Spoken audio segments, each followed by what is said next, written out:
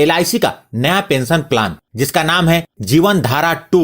इसे LIC ने 22 जनवरी 2024 को मार्केट में लाया है और इसका टेबल नंबर है 872-872। यह एक डेफर्ड एन्युटी प्लान है जिसमें सिंगल प्रीमियम और रेगुलर प्रीमियम दोनों की सुविधा उपलब्ध है। इस प्लान में LIC ने बिल्कुल ही नए ऑप्शन को मार्केट में लाया है। कुछ ऐसे ऑप्शंस हैं जो मार्केट में पहले थे ही नहीं। इस प्लान में ऐसी 3 चीजें हैं जो इसे खास बनाती हैं। पहली है इसमें टॉपअप की सुविधा, जिसके तहत पॉलिसी लेने के बाद भी आपके पास जब भी पैसा आए आप टॉपअप करके अपनी पेंशन की राशि को बढ़ा सकते हैं। दूसरी है फ्यूचर में पैसे की जरूरत पड़ती है तो अपनी जरूरत को पूरा करने के लिए आप अपनी जरूरत के अनुसार एक लमसम पेमेंट का विड्रॉल कर सकते हैं और उसी के अनुसार आपका पेंशन कम हो जाएगा। और तीसरी खास बात है पेंशनधारी के जीते जी रिटर्न ऑफ प्रीमियम का ऑप्शन, और साथ ही साथ इस पॉलिसी में गारंटेड रिटर्न भी है। मतलब पॉलिसी लेने वाले को पॉलिसी लेते समय ही पता होगा कि कितना प्रीमियम भरेंगे तो कितने की पेंशन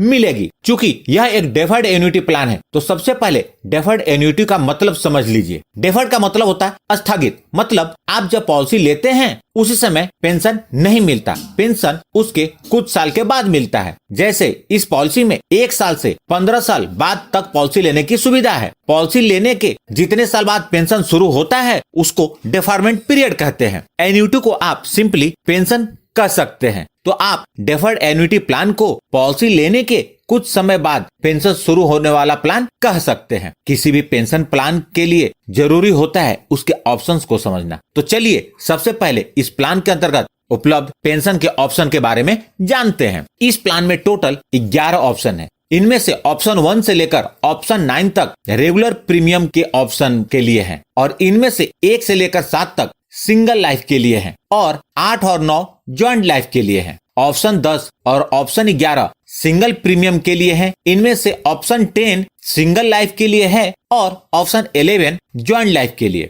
सभी ऑप्शन के अंतर्गत सर्वाइवल और डेथ बेनिफिट मुख्यतः 2 पार्ट में डिवाइडेड है। डेफरमेंट पीरियड के दौरान सर्वाइवल और डेथ बेनिफिट और दूसरा डेफरमेंट पीरियड के बाद यानी कि पेंशन शुरू होने के बाद का सर्वाइवल और डेथ बेनिफिट। पहले बात करते हैं डेफरमेंट पीरियड के दौरान सर्वाइवल और डेथ बेनिफिट के बारे में। तो इस पीरियड में कोई भी सर्वाइवल बेनिफिट नहीं मिलता। यदि डेफरमेंट पीरियड के दौरान बीमा धारक की डेथ होती है तो उसका जितना प्रीमियम पे किया होता है उसका 105% नॉमिनी को मिल जाता है। और डेफरमेंट पीरियड के बाद यानी कि पेंशन शुरू होने के बाद जो सर्वाइवल और डेथ एंड बेनिफिट है वह सभी ऑप्शन के लिए अलग अलग है। आइए इसे सभी ऑप्शन के साथ समझते हैं। पहला ऑप्शन है life annuity for single life. इस ऑप्शन के तहत बीमा धारक जब तक जीवित हैं उन्हें पेंशन मिलती रहेगी और उनकी मृत्यु के बाद पेंशन बंद हो जाएगी और इसमें किसी प्रकार का डेथ बेनिफिट की पेमेंट नहीं होगी। दूसरा ऑप्शन है life annuity with return of premium for single life. इस ऑप्शन के तहत पेंशनधारी जब तक जीवित हैं उन्हें पेंशन मिलती रहेगी और उनकी मृत्यु के बाद इस पॉलिसी को लेने के लिए पेंशनधारी ने जितना पैसा LIC को दिया था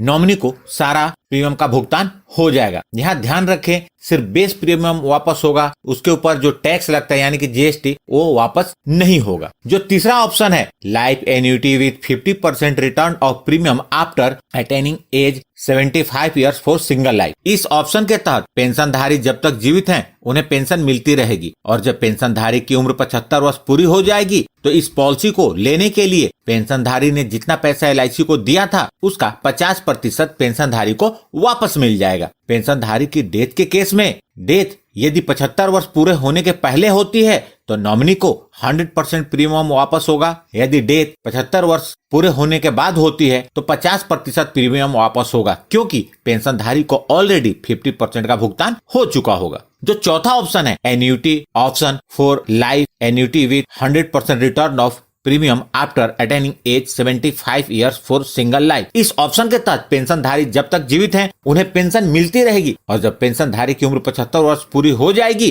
तो इस पॉलिसी को लेने के लिए पेंशनधारी ने जितना पैसा LIC को दिया था उसका 100% पेंशनधारी को भुगतान हो जाएगा। पेंशनधारी के डेथ के केस में यदि डेथ 75 वर्ष पूरे होने के पहले होती है तो नॉमिनी को 100% प्रीमियम वापस होगा जो पांचवा ऑप्शन है annuity option 5 life annuity with 50% return of premium attaining age of 80 year for single life. इस ऑप्शन के तहत पेंशनधारी जब तक जीवित हैं उन्हें पेंशन मिलती रहेगी और जब पेंशनधारी की उम्र 80 वर्ष पूरी हो जाएगी तो इस पॉलिसी को लेने के लिए पेंशनधारी ने जितना पैसा एलआईसी को दिया था उसका 50% पेंशनधारी को वापस मिल जाएगा। पेंशनधारी की डेथ के केस में यदि डेथ 80 वर्ष पूरे होने के पहले होती है तो नॉमिनी को 100% प्रीमियम वापस होगा और यदि डेथ 80 इयर्स पूरे होने के बाद होती है तो 50% प्रीमियम वापस होगा, क्योंकि पेंशनधारी को ऑलरेडी 50% का भुगतान हो चुका होगा। जो छठा ऑप्शन है life annuity with 100% return of premium after attaining age 80 years for single life. इस ऑप्शन के तहत पेंशनधारी जब तक जीवित हैं उन्हें पेंशन मिलती रहेगी और जब पेंशनधारी की उम्र 80 वर्ष पूरी हो जाएगी तो इस पॉलिसी को लेने के लिए पेंशनधारी ने जितना पैसा एलआईसी को दिया था उसका 100% पेंशनधारी को वापस मिल जाएगा। पेंशनधारी के डेथ के केस में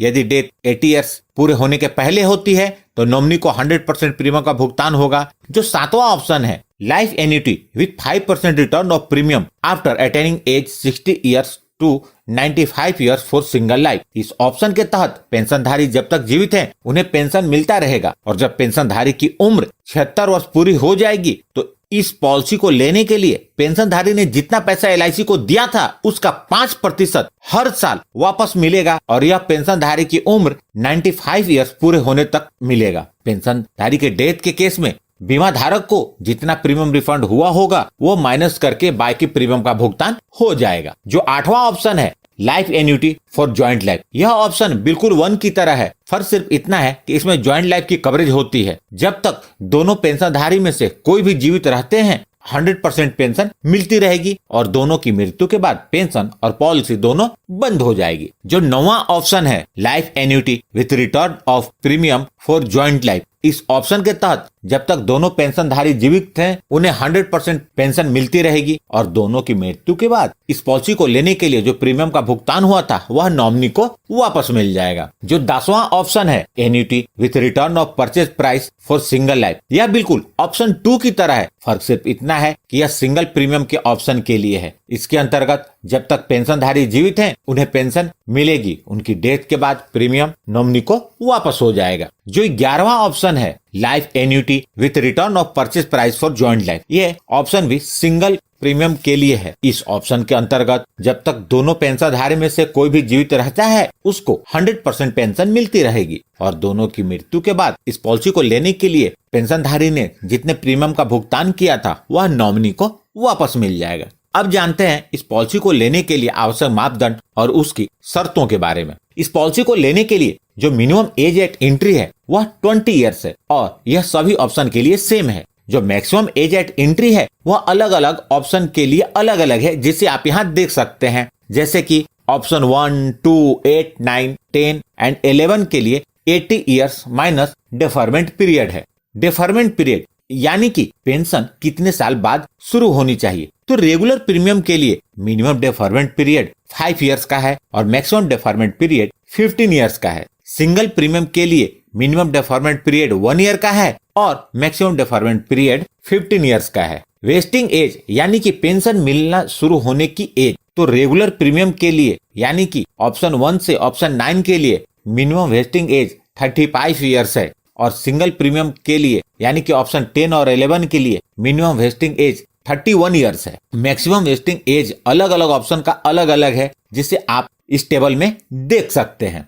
premium payment term, regular premium के लिए बीमा धारक जितने वर्ष का डेफरमेंट पीरियड सिलेक्ट करेंगे उतने वर्ष तक प्रीमियम का भुगतान करना होगा। सिंगल प्रीमियम के लिए पॉलिसी लेते समय प्रीमियम सिर्फ एक बार भरना होगा। मिनिमम पेंशन, पॉलिसी लेते समय कम से कम उस वैल्यू की पॉलिसी लेनी होगी जिसके तहत मिनिमम मंथली पेंशन 1000 रुपए का मिले। इसी प्रकार क्वार्टरली मोड चुनते हैं तो उन्हें मिनिमम उस वैल्यू की एन्युटी परचेज करनी होगी जिसके तहत क्वार्टरली पेंशन कम से कम 3000 का मिले। हाफ ईयरली के लिए 6000 और एनुअल मोड के लिए 12000 मिनिमम पेंशन होना चाहिए। पॉलिसी के अंतर्गत डेथ बेनिफिट के 3 ऑप्शन अवेलेबल हैं, जिनमें से किसी एक का चुनाव बीमा धारक को पॉलिसी लेते समय करना होगा। जिसे वह जब तक जीवित हैं चेंज कर सकते हैं और उसी के अनुसार नॉमिनी को डेथ बेनिफिट का भुगतान होगा। पहला है लंप सम डेथ बेनिफिट के इस ऑप्शन के तहत नॉमिनी को बीमा धारक की मृत्यु के बाद सारा पैसा एक साथ मिल जाता है। दूसरा ऑप्शन है एन्युटाइजेशन ऑफ डेथ बेनिफिट। इस ऑप्शन के तहत डायरेक्ट पैसा नहीं मिलता, बल्कि उस पैसे से उस समय इमीडिएट एन्युटी की पॉलिसी मिलती है और नॉमिनी को रेगुलर पेंशन मिलने लगता है। जो तीसरा ऑप्शन है इन इंस्टॉलमेंट का, इस ऑप्शन के तहत नॉमिनी को सारा पैसा एक साथ नहीं मिलता, बल्कि चुने हुए पीरियड 5, 10 या 15 साल तक मंथली, क्वार्टरली, हाफ ईयरली या ईयरली इंस्टॉलमेंट के रूप में मिलता है। इनकम टैक्स, इस पॉलिसी के अंतर्गत जो भी पेंशन या डेथ बेनिफिट का भुगतान होगा वह इनकम टैक्स के रेगुलेशन के अनुसार उस पर टैक्स लगेगा। लोन, इस पॉलिसी के अंतर्गत डेफरमेंट पीरियड खत्म होने के बाद लोन की सुविधा उपलब्ध हो जाती है और सिंगल प्रीमियम के लिए पॉलिसी लेने के 3 महीने बाद ही लोन की सुविधा उपलब्ध हो जाती है। इस पॉलिसी के अंतर्गत जहां भी ज्वाइंट लाइफ की कवरेज है, आप जान ले ज्वाइंट लाइफ में आप अपनी पत्नी को, माता को, पिता को, दादा को, दादी को, पोता को, पोती को, भाई को, बहन